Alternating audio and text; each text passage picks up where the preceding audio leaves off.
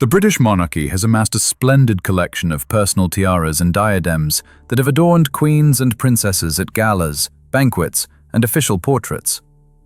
Many of these tiaras are historic pieces in their own right, with their own family mini-chronologies and notable transformations. Below, we present some of the most emblematic examples, highlighting their origins, later alterations, and the journey they have taken within the royal family. Before we dive in, we invite you to subscribe to the channel and activate the notification bell so you don't miss any of our videos.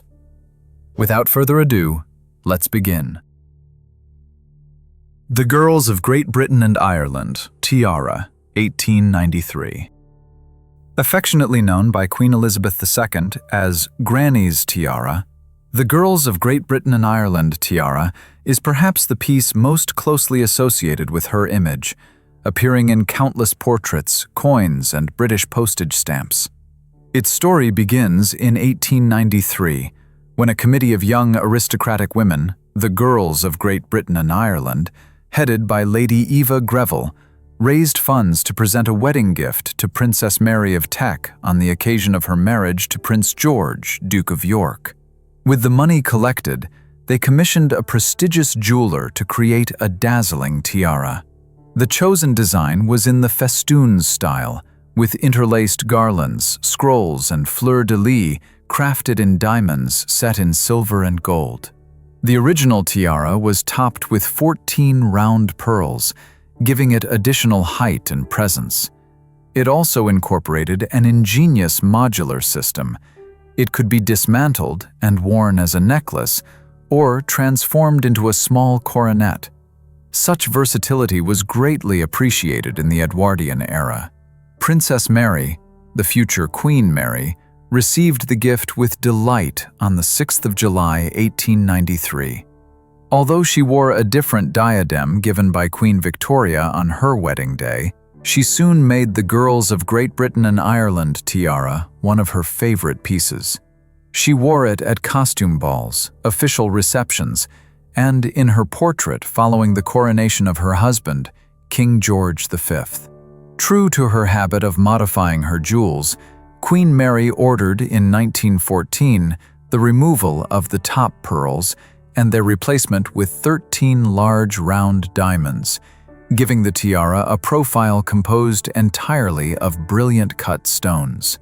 The 14 pearls were not lost. That same year, she used them to create another well-known piece, the Lover's Knot Tiara. She also chose to separate the detachable base of the tiara so it could be used as an independent band, while the upper section could be worn on its own as a lighter diadem. Throughout the 1920s and 1930s, she was frequently photographed wearing only the main structure, without the original base. Towards the end of her life, Queen Mary decided to bequeath this tiara to her favorite granddaughter, Princess Elizabeth. She did not wait until her death. She presented it as a wedding gift in 1947 when the young princess married Prince Philip. In the public exhibition of the wedding gifts, the tiara appeared alongside its detachable base, described simply as a bandeau for the hair. Once she became queen in 1952, Elizabeth II began wearing the tiara immediately and made it an inseparable part of her public image. She called it Granny's Tiara in tribute to Queen Mary, and she wore it in countless portraits, including those that appeared for decades on British coins and banknotes.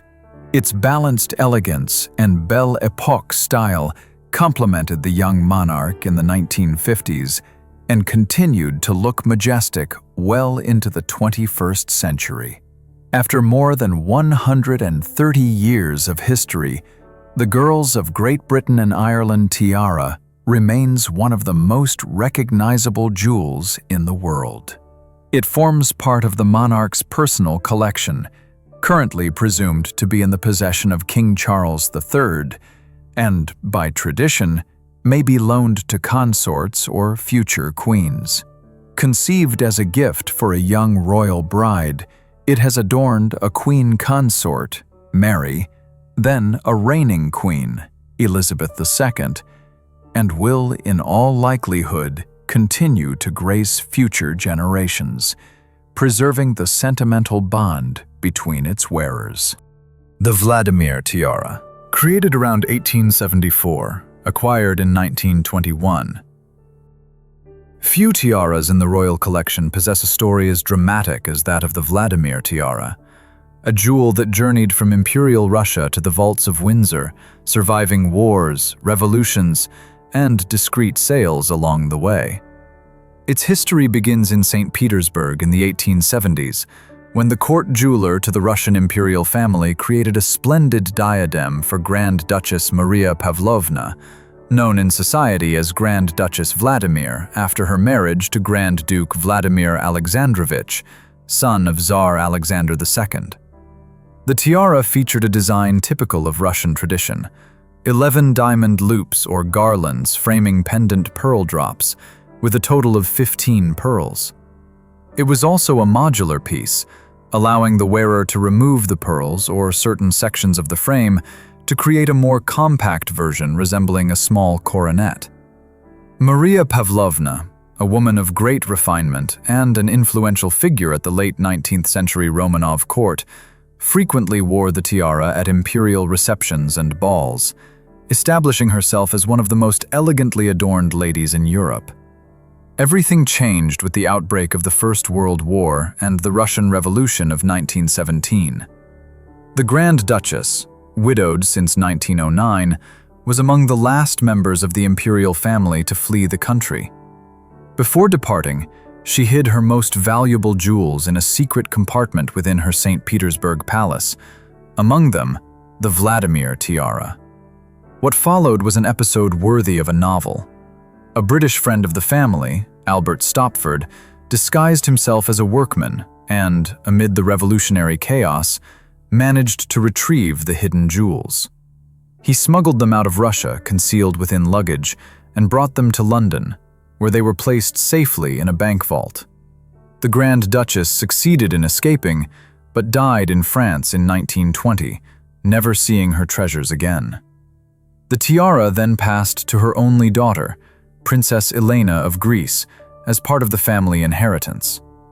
In 1921, Princess Elena, in need of funds, decided to sell several of her mother's jewels. Queen Mary of the United Kingdom, renowned for her passion for historic jewelry, immediately took interest and, through discreet intermediaries, acquired the Vladimir Tiara that same year. The piece had suffered damage during its dramatic escape. Some pearls and diamonds were missing. Queen Mary promptly sent it to a specialist jeweler for restoration, and soon the tiara regained its original splendor, with its 15 diamond-set garlands once again ready to hold their pearl drops. However, the Queen had an even more ambitious idea. Since 1911, she had owned an important parure of cabochon emeralds inherited from her grandmother, the Duchess of Cambridge, which she had worn at the Delhi Durbar celebrations in India. She envisioned the Vladimir Tiara as a more versatile piece if it could alternate pearls with emeralds. Thus, in 1924, she commissioned an additional set of 15 emerald pendants, designed to fit into the same loops that held the pearls. The result was one of the most transformable tiaras in the entire royal collection.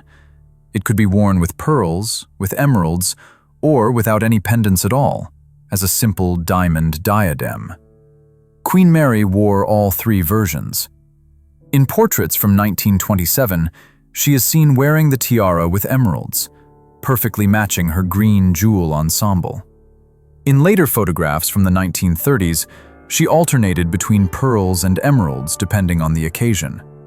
After Queen Mary's death in 1953, the tiara passed to the new sovereign, Queen Elizabeth II. Over time, it became one of her most cherished pieces. Throughout her long reign, she wore it on countless occasions, sometimes favoring the pearl drops, and at other times the emeralds. Several iconic photographs feature the Queen wearing the Vladimir Tiara, set with pearls in her official 1963 portrait, and with emeralds at various state banquets, such as the one held for Queen Beatrix of the Netherlands in 1982. The tiara once again captured global attention when it appeared in a major international magazine in 1996, and later on commemorative coins. Its ability to combine diamonds with either pearls or emeralds allowed the Queen to harmonize it beautifully with a variety of gowns and jewels. Following the death of Queen Elizabeth II in 2022, the Vladimir Tiara is presumed to remain within the personal collection of the reigning monarch, King Charles III.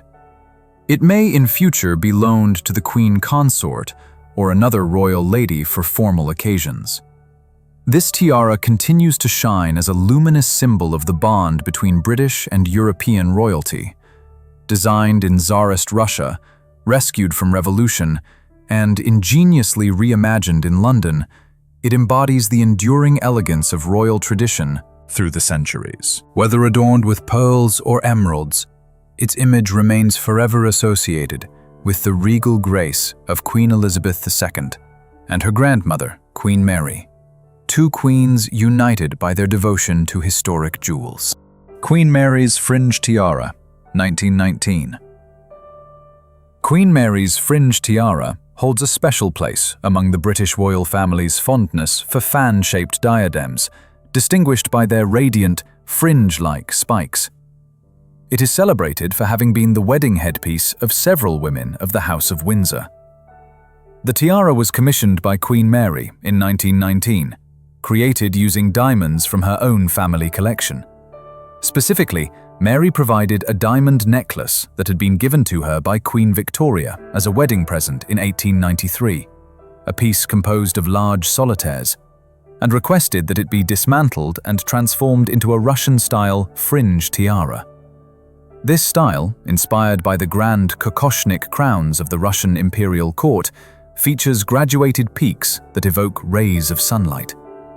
The resulting tiara consists of 47 tapering bars set with diamonds, more than 630 brilliant cut stones, and over 270 rose-cut diamonds, all mounted in gold and platinum. Unlike an older fringe tiara owned by the Crown, the one belonging to Queen Adelaide, consort of William IV, crafted in 1831 and originally designed as a rigid necklace, Mary's new tiara had a lower, more refined profile, designed solely to be worn on the head. Queen Mary debuted her fringe tiara in the 1920s and wore it frequently, sometimes alternating it with Queen Adelaide's earlier version. However, around 1936, she decided to pass it to her daughter-in-law, Queen Elizabeth, wife of King George VI, who would later be known as the Queen Mother. It is likely that this occurred after the abdication of Edward VIII, when Queen Mary ceased to be the reigning consort and transferred several jewels to the new queen. Thus, Queen Mary's fringe tiara became one of the Queen Mother's most treasured pieces. The tiara's most famous appearance came on the 20th of November 1947, when Princess Elizabeth, the Queen Mother's daughter and future Queen Elizabeth II, chose it as her bridal diadem for her wedding to Prince Philip. The piece was loaned from her mother's collection, but an incident soon became legendary. On the morning of the wedding, while the veil was being adjusted, the tiara's frame snapped near the center. The young princess was horrified. Fortunately, a court jeweler was on standby at Buckingham Palace. The tiara was rushed to the workshop by official car, hastily repaired, and returned just in time for the ceremony at Westminster Abbey. In the official wedding photographs, a slight asymmetry between the two central spikes can still be seen, a subtle reminder of the emergency repair. Despite the scare, the tiara fulfilled its role perfectly, framing the radiant face of the princess on the day she became Duchess of Edinburgh. After the wedding, the fringe tiara returned to the Queen Mother's possession. Decades later, it would grace another royal wedding. In 1973, Princess Anne, daughter of Queen Elizabeth II, chose it for her own marriage, wearing it with great elegance, this time without any technical mishap. The tiara remained in the Queen Mother's care until her death in 2002, when it passed once again to Queen Elizabeth II. The long-reigning monarch wore it occasionally at state banquets and in several official portraits, including one taken during her Diamond Jubilee in 2012. A third royal bride also selected it. Princess Beatrice, granddaughter of Queen Elizabeth II, wore it at her intimate wedding in July 2020, pairing it with a vintage gown that had also belonged to her grandmother. The gesture completed a sentimental circle. The Queen had lent her own bridal tiara to her granddaughter, just as her mother had lent it to her decades before. Following Queen Elizabeth II's death in 2022, the Fringe tiara passed into the possession of King Charles III. Although it is technically part of the family's private collection, its symbolic status as a historic royal jewel suggests that it will continue to be worn by future royal brides or princesses on special ceremonial occasions. Its radiant, linear design makes it one of the most fitting tiaras for weddings and formal banquets alike. Over time, Queen Mary's Fringe tiara has earned the affectionate nickname the Royal Bride's Tiara, having crowned 3 generations of Windsor brides on some of the most significant days of their lives. Its sparkling silhouette stands as a testament to Queen Mary's creativity, transforming a necklace into a magnificent tiara, and celebrates the enduring continuity of the royal family, from grandmother to mother, from mother to daughter, and from grandmother to granddaughter, passing this halo of diamonds as a luminous symbol of tradition and good fortune. The Cartier Halo Tiara, 1936. The Cartier Halo Tiara, created in 1936, achieved worldwide fame in the 21st century when the Duchess of Cambridge, now the Princess of Wales, wore it on her wedding day in 2011. It is a piece of refined, geometric beauty in the Art Deco style, whose origin carries a sentimental backstory. It was commissioned from the House of Cartier in 1936 by the then Duke of York, Albert, for his wife Elizabeth, Duchess of York. At that moment, no one could have imagined that Albert would ascend to the throne that same year, following the abdication of his brother, King Edward VIII. In fact, the Duke purchased the tiara in November 1936 as a personal gift for his wife, and only weeks later, the couple unexpectedly became king and queen. The tiara, also known as the scroll tiara, due to the spiraling motifs in its design, is crafted in platinum and set with hundreds of brilliant cut and baguette-cut diamonds, arranged in 16 graceful scrolls that resemble overlapping halos. Its low, elegant profile made it particularly suitable for a young princess or for daytime engagements. Queen Elizabeth, the Queen Mother, was photographed wearing the tiara as early as December 1936 at a charity ball and continued to wear it occasionally in the following years. However, when her daughter, Princess Elizabeth, turned 18 in 1944, she presented it to her as a birthday gift. Interestingly, the young princess, the future Queen Elizabeth II, never wore it publicly, perhaps because, as heir to the throne, she had access to more imposing jewels. Others in the royal family did, however.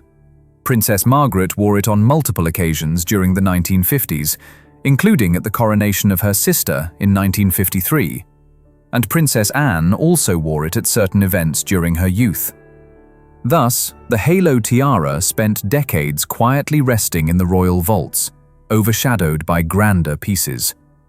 Everything changed on the 29th of April 2011, when Catherine Middleton chose it as her bridal headpiece for her wedding to Prince William.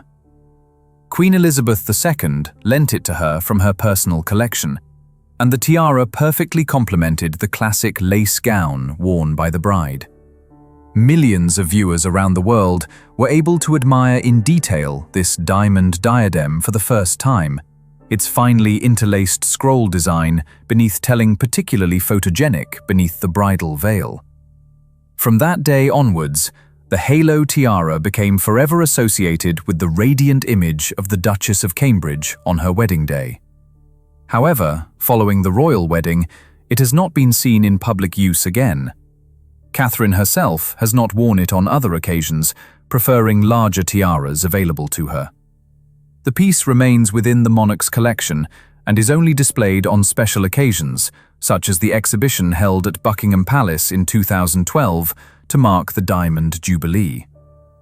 The Cartier Halo Tiara represents, in essence, the elegant and understated style of the 1930s, as well as an intimate link between generations of royalty. Originally created for a duchess, Elizabeth, the future Queen Mother, passed on to her daughter, the sovereign, and later loaned to the wife of her great-grandson. It also serves as a reminder of the enduring relationship between the British royal family and the great European jewelry houses. Although more modest in scale than other grand tiaras, its appearance at the 2011 royal wedding secured it a special place within the repertoire of British royal jewels and in the collective memory of the public. The Cambridge Lover's Knot Tiara, 1913. The Cambridge Lover's Knot Tiara, created in 1913, is one of the most beloved royal diadems of recent decades. Its unmistakable silhouette, formed by Gothic-inspired arches topped with pearls, has made it famous across the world, especially as it was frequently worn by Princess Diana in the 1980s and now by the Princess of Wales, Catherine. This piece was commissioned by Queen Mary in 1913, inspired by an earlier family heirloom, the original Cambridge Lover's Knot Tiara, designed in 1818 and worn by her aunt, Grand Duchess Augusta of Mecklenburg, formerly Duchess of Cambridge. Queen Mary deeply admired that ancestral jewel, but was unable to inherit or purchase it, so she decided to have a reimagined version created. The chosen jeweler produced a magnificent tiara in gold and silver, featuring intertwined heart-shaped motifs, the so-called lover's knots, crafted entirely of diamonds and crowned by an upright row of spherical pearls. From each of the diamond arches hung a large, pear-shaped pearl, 10 in total, suspended delicately beneath each knot. It is worth noting that many of the upper pearls came from the Girls of Great Britain and Ireland tiara, which Queen Mary had dismantled that same year, remaining true to her habit of reusing gemstones between her jewels. The resulting piece, completed around 1914, was imposing, originally taller than the version we see today, combining the luster of nearly 20 large pearls with a profusion of diamonds. Queen Mary wore the tiara occasionally throughout the 1910s and 1920s, although she often preferred the grand Kokoshnik tiara of Queen Alexandra. In 1935, she posed wearing it for an official court portrait. Upon her death in 1953, she left the lover's knot tiara to her granddaughter, the young Queen Elizabeth II. The Queen wore it at several events during the 1950s and 1960s, though she tended to favor lighter pieces. By the late 1970s, Queen Elizabeth II decided to lend the tiara, on extended loan, to her daughter-in-law, Diana, Princess of Wales, shortly after her marriage in 1981. Diana, with her elegant poise and distinctive style, completely revitalized the Cambridge Lover's Knot tiara. She wore it at numerous state banquets, official tours, and formal portraits. The tiara's swinging pearls and dazzling sparkle complemented her gowns beautifully throughout the 1980s, and many of her most iconic photographs feature her wearing this diadem, securing its place as one of the most emblematic royal jewels of the era. However, it was notoriously heavy and reportedly caused Diana headaches, which led her occasionally to favor her own family's Spencer tiara, a much lighter piece. Even so, the glamour of Diana became forever intertwined with the lover's knots. After the divorce of Charles and Diana in 1996, the tiara, which had always belonged to the Queen and was never Diana's personal property, was returned to the royal collection.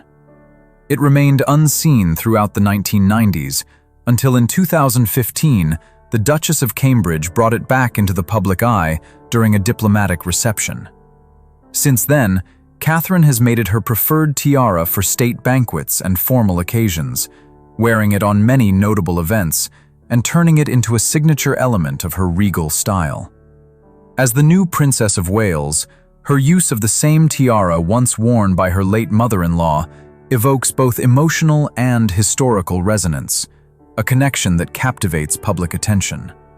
The tiara was last seen adorning Catherine in December 2022, as radiant as ever. It is worth noting that, at some point before 1960, Queen Elizabeth II had the upper row of pearls removed, slightly lowering the tiara's height and giving it the more refined, elegant profile it retains today. Those pearls were likely reused in other pieces or simply kept in reserve. The Cambridge Lover's Knot tiara has lived several lives. Originally inspired by a Georgian-era jewel, recreated in the Edwardian age by Queen Mary, passed to a reigning queen, then to a Princess of Wales beloved around the world, and now worn by another Princess of Wales of a new generation. It stands as a magnificent example of how royal jewels transcend time, adapting to new hands without losing their romantic symbolism, for its knots represent love, union, and continuity. We will likely see it shine again at future ceremonies, cementing its status as one of the most iconic tiaras in the British royal repertoire. And thus we conclude this journey through some of the most representative tiaras of the British monarchy, pieces that, beyond their beauty, have accompanied generations of sovereigns and consorts during pivotal moments in history. Although the collection includes many other remarkable jewels, we have focused on those whose use, evolution, and ceremonial presence have made them true icons of the royal treasury. Their endurance through time reflects the continuity of tradition and the deep historical value the monarchy assigns to such treasures. Thank you for staying with us until the end of this video. We hope you enjoyed it. If you'd like to add your thoughts, please share them with us in the comments section. Give us a like and share this video with your friends and family so that more people can discover the fascinating history of the British monarchy's most dazzling jewels. Thank you for following us. And if you haven't subscribed yet, we invite you to do so and activate the notification bell, as we constantly upload historical content that will surely interest you. See you in the next video.